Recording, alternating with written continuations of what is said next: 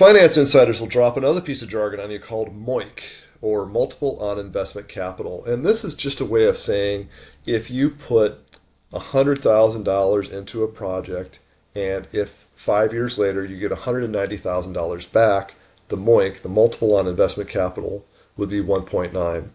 The example in the text here is if you invest €1 million and 3 years later you get 10 million euros back, that would be a MOIC of 10.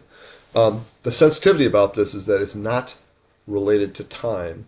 So if the million in and the $10 million back takes 3 years or 10 years, the MOIC is always the same. It's always going to be 10.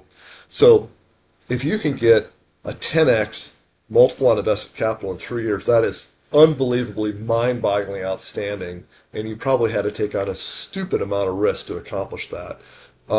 If you got a MOIC of 10 over, let's say, 30 years, that would be a relatively low rate of return, be a very safe bet. I personally don't care for MOIC all that much because it doesn't talk about the amount of time involved. A different related metric that I think is stronger is called the internal rate of return, or IRR, and is very time focused. And you can take a look at a number of different projects with different lifespans and compare the IRR. And since the IRR takes the amount of time into the calculation, it's an apples to apples comparison.